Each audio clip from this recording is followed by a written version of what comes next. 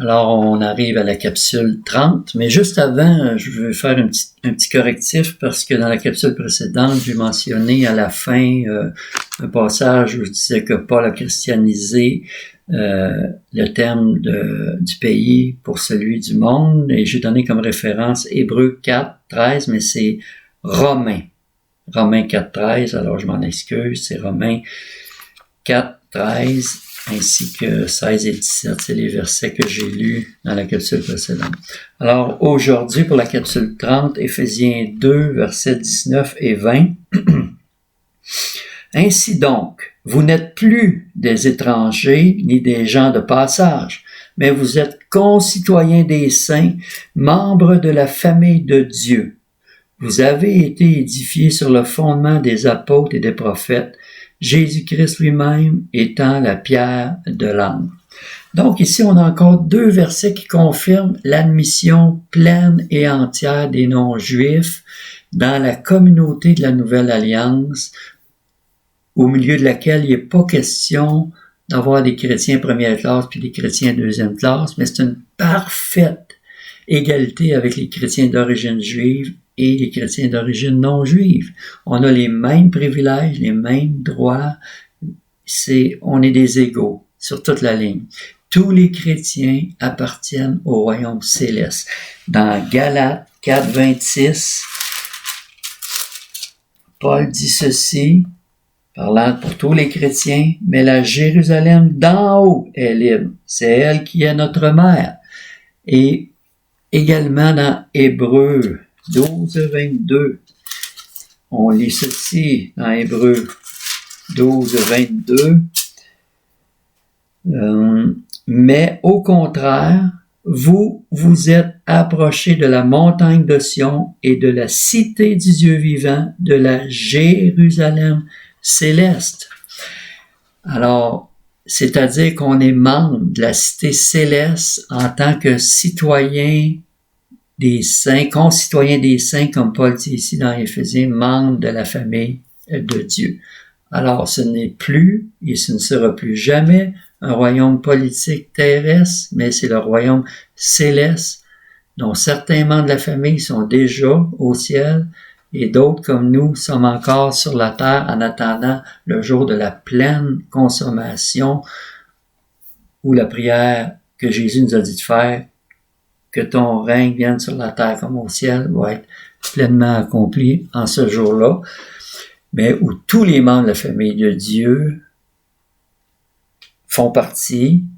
On est tous membres de la même famille, ce qui veut dire appartenance, ce qui veut dire identité. Identité, c'est la première des valeurs que j'ai mentionnées parmi les 5 valeurs dans la capsule d'introduction, et on voit que c'est une valeur que Paul voulait inculquer aux chrétiens d'origine païenne, parce que comme on a déjà vu, ceux qui étaient loin, ceux qui étaient proches, qui étaient mentionnés dans les versets 13 et 17, dans l'Ancien Testament, ça ne visait que les Juifs, mais maintenant, ça vise aussi les non-Juifs. Mais dans l'Ancien Testament, ça visait les Juifs, c'est exclusif aux Juifs, et on a un autre verset dans Daniel, chapitre 9, verset 7, qui nous montre ça.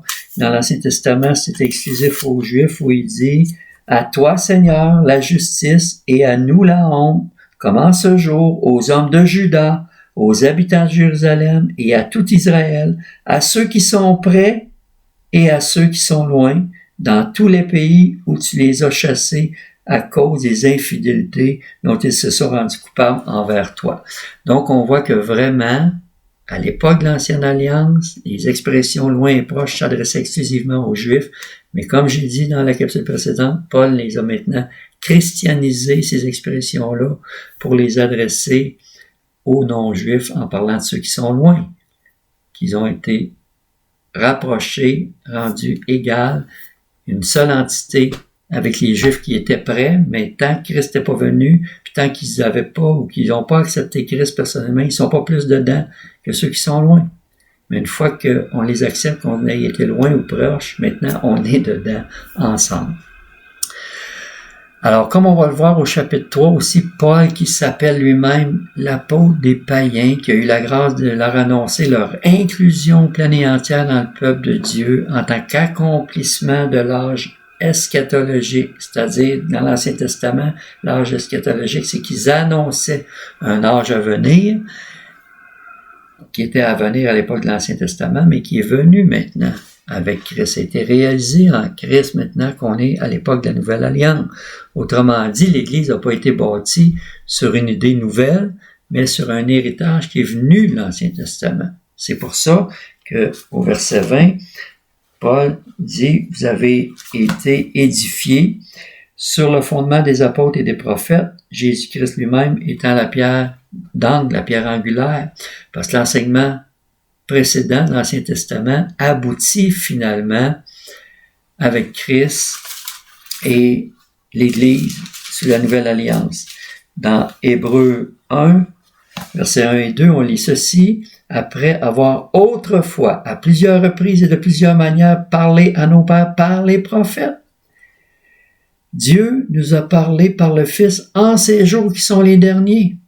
Alors, remarquez bien en passant cette expression en ces jours qui sont les derniers, parce que on va y revenir dans la prochaine capsule. Mais vraiment, ce qui est important de comprendre, c'est que l'Église, c'est pas une idée nouvelle, c'est pas une pensée seconde de Dieu, de, ah ben là, les Juifs ont rejeté mon Fils, on va créer un nouveau peuple.